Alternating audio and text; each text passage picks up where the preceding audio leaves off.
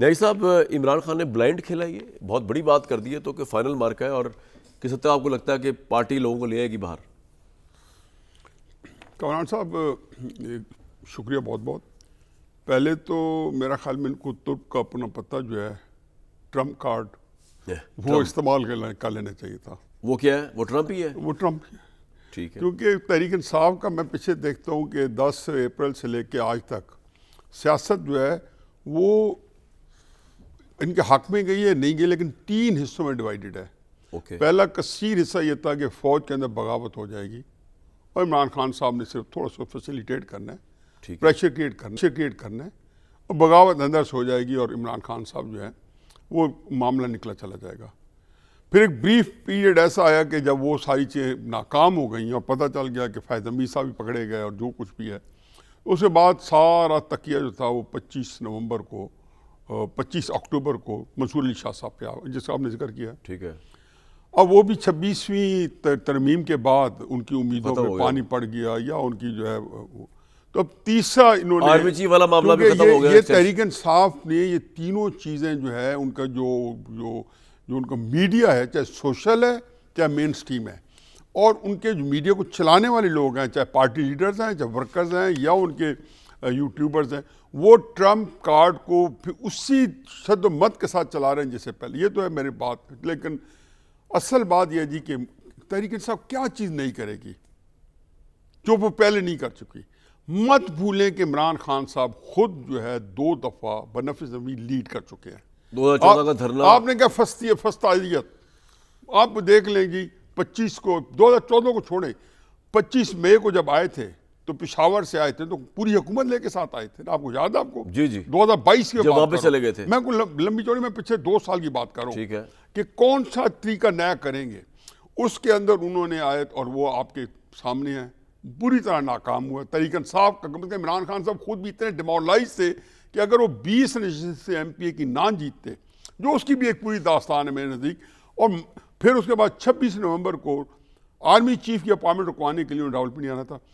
आप देखें कि 25 मई को उन्होंने 30 लाख बंदा लाना था, फिर उन्होंने 26 मई के लिए हल्फ लिए लोगों से, आपको याद है? जी एक जगह गया, यूनिवर्सिटी में गए। 25 से पहले 40 जगहों पे जलसे किए उन्होंने। आखिरी जलसा मुल्तान में किया था 19 या 20 मई को। जलसे तो बहुत बड़े अच्छा, फिर बड़े नहीं थे वो, मेरे से बात करूँ, ये सारे जलसे बड़े होते हैं। चले इनका इसमें बहस में पड़ेगी। ठीक है। मुझे ये पता है कि जो जलसे कर रहे थे 25 मई के लिए कर रहे थे, मैं आपको कॉल दूंगा, आपने इस्लामाबाद आना है और आपने फतह कर लेना है।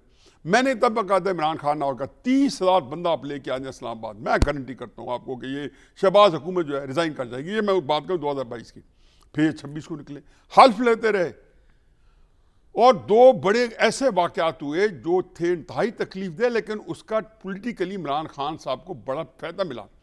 एक 1 जनवरी को इन्होंने जब लॉन्ग मार्च स्टार्ट, 1 नवंबर को जब लॉन्ग मार्च स्टार्ट करना था, तो अरशद शरीफ कत्ल हुआ।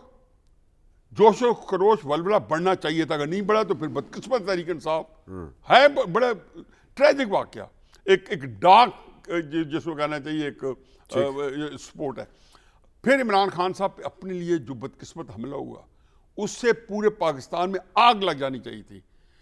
इमरान खान साहब को नाअहल करा दिया गया।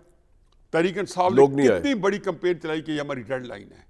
इमरान खान साहब ने कहा ये मुझे कत्ल कराना चाहते हैं, उसके लिए बाकायदा बताया, जो कि उनको पहले इतलात मिल चुकी थी कि उन पर कातलाना हमला होना है, और लोगों को तैयार किया। और तहरीक इंसाफ ने ऐसी ज़बरदस्त कैंपेन चलाई कि इमरान खान पे हमला हुआ तो हम ईंट सीट बजा देंगे, लेकिन नहीं चली। हालांकि अब उसके आपके सामने अब, और उसमें मत भूलिए कि फौज के अंदर एक हल्के की हलाशेरी थी।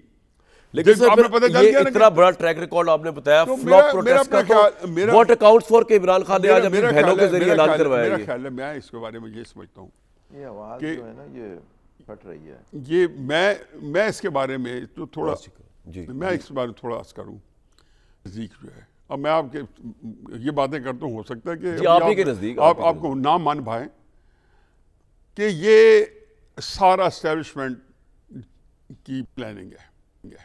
ये 24 वाली पहले दिन से मेरा बेटा बैठा था, मैंने कॉलम में लिखा है, 13 अप्रैल को मेरे पास बैठा था और 15 अप्रैल को, अब 2022 की बात, हसान बैरिस्टर हसान, मुझे कहते हैं जी ये कैसे देख रहा हूँ हमारे लीडर का मुस्तकबिल। नहीं, कहते हैं ये परसों पेशावर में जब मैं पेशावर जा रहा हूँ जलसा करने, मैंने कहा उसको बता देना ये जलसे जो है ना तुम्हें एस्टैब्लिशमेंट करवा रही है। अब हाइंडसाइड में देखें तो ये आप ये कह रहे हैं 24 नवंबर वाला एस्टैब्लिशमेंट करवा रही है। मैं कहता हूँ सारे जितने लॉन्ग मार्चेज हैं एस्टैब्लिशमेंट ने करवाए हैं, हल्लाशेरी दी है। हाँ, और उस वक्त 2022 में मत भूलें और 2023 में इसको सुप्रीम कोर्ट की अदालतों की भी हल्लाशेरी भी थी और सपोर्ट हासिल थी। मैं तो ये बता रहा हूं थी ना, ये आप क्लियर कर दें कि आप ये कह रहे हैं कि 24 नवंबर का जलसा जो इमरान खान ने अनाउंस किया एहतजाज फाइनल कॉल, ये एस्टैब्लिशमेंट करवा रही है। नहीं, मैं कह रहा हूं कि इससे पहले आप आ जाए। चलो तो पिछलों को छोड़ दें, पिछलों को छोड़ रहा हूं, इसकी बात करें। ओह भाई, अक्टूबर के जलसे तो इनकॉर्पोरेट कर लूं ना। अच्छा करें। एससीओ की मीटिंग से पहले मैंने कहा था, मैंने कहा ये एक्सपोज हो जाएंगे। मैंने शायद आपके प्रोग्राम में कहा था, मैंने कहा ये अली अमीन गंडापुर एक्सपोज हो जाएगा, पता चल जाएगा। क्योंकि मैं तो उस वक्त भी कहा था कि ये तो स्टीम निकालनी है, एससीओ से पहले स्टीम निकालनी थी। अब क्यों कर रहे हैं? और ये सारे बंदे कंप्लायंट हैं एस्टैब्लिशमेंट के साथ, जो लीडरशिप है। अब अगर चाहिए मैं लेकिन सर ये तो इमरान खान ने खुद अनाउंस किया अपनी बहनों के। अब थोड़ा इमरान खान का एडवोकेट थोड़ा भी देखो, इमरान खान को आपको पता नहीं कितनी बड़ी स्पेस मिली है।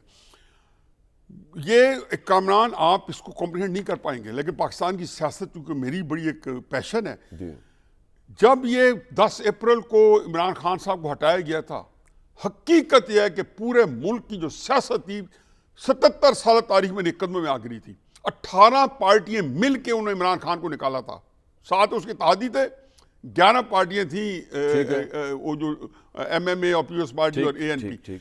जब निकाला तो मैंने तब कहा था कि ये पाकिस्तान की तारीख में पहली दफा हुआ है कि अपोजिशन जो थी उस वक्त फजल रहमान साहब और एजाज साहब सारे शहबाज शरीफ के साथ थे। मैंने कहा पहली दफा हुआ है कि एक बंदे के पास कराची से लेकर चतराल तक अपोजिशन आ गई है। छोटा वाकया नहीं था ये, बहुत किसने दिया था? इन्होंने खुद दिया था। ये आपके पास बैठे हैं आज के, मेरे ख्याल फजल चौधरी साहब बैठे हैं, हमारे बड़े प्यारे दोस्त, इन्होंने दिया था। अपनी सियासत खत्म करके सारों की सियासत जीरो हो चुकी थी। आज की तारीख में पॉपुलर सियासत किसी के पास नहीं है, फिर भी इमरान खान क्यों नहीं चला सकता? तो बात यह कि अब करना इसको क्या चाहिए था। ये सारी चीज़ें मैंने साइटेशन किए। आज वो ये करता जो अगर थोड़ा नया करना था, अलीमा को बना देता पार्टी का इंचार्ज, अच्छा, और 24 को निकालता। मैं लिख के देता हूँ कि ये क्या निकालता?